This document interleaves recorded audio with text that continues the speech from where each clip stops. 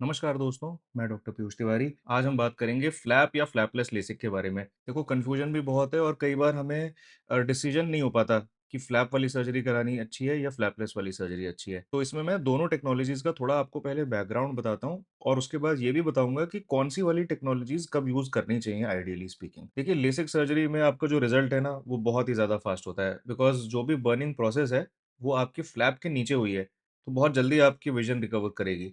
तो जितने भी आपने अगर गूगल पे, यूट्यूब पे वीडियोज़ देखे हैं, रिव्यूज़ खासकर जो पेशेंट्स के हैं, आप मान के चलिए 99% वो फ्लैप बेस्ड सर्जरीज़ ही हैं, क्योंकि उसी में पेशेंट इतना सैटिस्फाइड और हैप्पी होता है।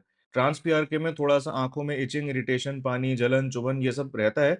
आँखों पे कॉन्टैक्ट लेंस भी हम लगा के रखते हैं कई बार। विज़न डे 1 पे 6/6 होता है, कई बार 6/6 से ज़्यादा भी होता है, बट डे 2 या डे 3 के आस-पास विज़न आपका डिटेरियोरेट करने लगता है, बिकॉज़ आपकी एपिथेलियम जो है वो ग्रो करती है और उसकी वजह से डिस्टॉर्शंस होते हैं। थर्ड है लेंटिक्यूल एक्सट्रैक्शन यानी कि स्माइल और सिल्क। इसमें विजुअल रिकवरी ग्रेजुअल होती है, 1 से 3 दिन लगते हैं। इसमें कोई पेन या इचिंग, इरिटेशन ये सब इश्यूज़ नहीं होते, बट थोड़ा विजुअल रिकवरी का टाइम लेसिक के कंपैरिज़न में थोड़ा ज़्यादा है। अब मैं आपको देखो बताऊँगा जितनी भी फ्लैपलेस सर्जरीज़ हैं ना, चाहे कितनी ही अच्छी क्यों ना हो जाएँ, ट्रांस पीआरके और लेंटिक्यूल एक्सट्रैक्शन कभी भी वो एक लेसिक को सरपास नहीं कर सकते। हो सकता है कुछ आपकी आँख में स्पेसिफिक इंडिकेशन हो जिसकी वजह से वो सर्जरी करी जा रही है, बट अगर आप एक पॉपुलेशन की बात करेंगे ना, तो मास में कभी भी हम ट्रांस पीआरके या स्माइल या लेंटिक्यूल एक्सट्रैक्शन इनको हम कभी भी ऑफर नहीं कर पाएँगे। सो इसके ना 3 रीज़न हैं, कॉस्ट, कम्फर्ट एंड कन्वीनियंस।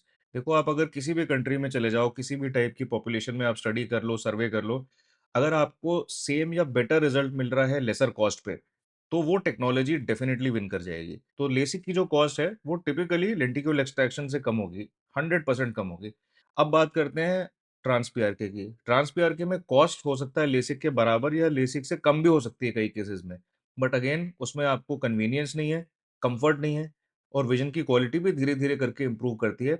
कई केसेस में 6/5, 6/4 हिट भी शायद ना करे। तो मेरी आपसे रिक्वेस्ट है कि आप जब भी देखो फ्लैपलेस सर्जरी आप बेशक कराओ, कोई दिक्कत नहीं है। आप ट्रांस पीआरके भी कराओ, लेंटिक्यूल भी कराओ, दोनों चीज़ें हम लोग करते हैं। बट आपसे मेरी रिक्वेस्ट है, दोनों के लिमिटेशंस को और कॉस्ट को माइंड में रख के कराना। जैसे कि अगर आपका कोई स्पेसिफिक इंडिकेशन है, गवर्नमेंट जॉब में जाना है, कॉर्नियल थिकनेस कम है, तो आप बिल्कुल बेशक ट्रांस पीआरके कराओ। अदरवाइज़ अगर आप फ्लैपलेस सर्जरी ये सोच के कि फ्लैपलेस है, कटलेस है, टचलेस है, पेनलेस है, वो सारी चीज़ें सोच के कराओगे, तब आपको ना डिफ़िकल्टी आने वाली है बिकॉज़ आपके माइंड में एक्सपेक्टेशन कुछ और है। आपने रिव्यूज़ पढ़े हैं जो पोटेंशियली एक लेसिक के रिव्यू होंगे और सर्जरी आप करा रहे हो ट्रांस पीआरके, तो आपका जो ओवरऑल एक एक्सपीरियंस है ना, वो उतना स्मूथ नहीं होता। अब ट्रांस पीआरके के कई सारे नाम हैं, पहले भी मैंने आपको बता रखा है। Smart surf, epicontoura, streamlight, advanced surface ablation ASA. अब बात करेंगे कॉम्प्लिकेशंस के बारे में। देखो हर सर्जरी में कॉम्प्लिकेशन हो सकता है, लेसिक में हो सकता है, ट्रांस पीआरके में हो सकता है, लेंटिक्यूल एक्सट्रैक्शन में हो सकता है। किसी भी टाइप की टेक्नोलॉजी में कॉम्प्लिकेशंस कैन अराइज़। अब वो कब होते हैं और कैसे मैनेज करते हैं, उसको थोड़ा समझते हैं। लेसिक में आपका फ्लैप का ओरिएंटेशन हो सकता है थोड़ा-सा मिसअलाइन हो जाए। आँखों में अगर बहुत तेज़ी से चोट लग जाए, तब आपका फ्लैप डिसलॉज हो सकता है, टॉर्न हो सकता है। बट ये वाली सारी चीज़ें ना पहले तो बहुत ही मुश्किल होती हैं। अगर आपके अनलेस आपकी आँख पे डायरेक्टली बिल्कुल कोई शटलकॉक टाइप का इंजरी लग जाए, तो आपको फ्लैप रिलेटेड कॉम्प्लिकेशन आएगा लॉन्ग टर्म में। तो अगर स्टार्टिंग में कोई भी दिक्कत आती है, तो उसमें हम इमीडिएटली देख के उसको करेक्ट कर देते हैं। अब ट्रांस पीआरके की बात करते हैं। ट्रांस पीआरके में टिपिकली सबसे मेन प्रॉब्लम है हेज़ की। अगर आपका पावर जनरली 6 साढ़े 6 डायोप्टर के ऊपर है, तो आपको कॉर्नियल हेज़ के चांसेस हो सकते हैं। विज़न अच्छा आएगा नहीं, पेन ज़्यादा होता है और विज़न की क्वालिटी धीरे-धीरे डिटेरियोरेट करती है। टेक्नोलॉजी बहुत अच्छी है और ये कॉम्प्लिकेशन सारे पेशेंट्स में नहीं होता।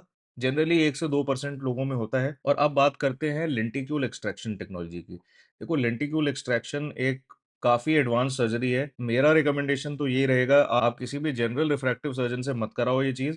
ये ना कॉर्नियल स्पेशलिस्ट ही करें तो बेटर है बिकॉज़ उसके अंदर हमें एक्चुअली जो कॉर्निया की लेयर्स होती है ना, उसके अंदर जाके टिश्यू का डिसेक्शन करना पड़ता है और उससे हम वहाँ से लेंटिक्यूल को एक्सट्रैक्ट करते हैं। ऑल इन ऑल मेरा आपको रिकमेंडेशन है, अगर आप फास्ट रिकवरी चाहते हो और आपका बजट लिमिटेड है, तो आप लेसिक की तरफ जाइए, यानी कि फ्लैप बेस्ड सर्जरी।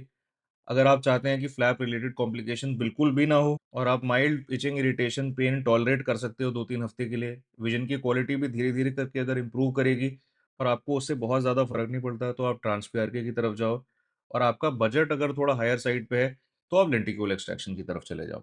अगर वीडियो अच्छा लगा हो तो लाइक, शेयर एंड सब्सक्राइब करें।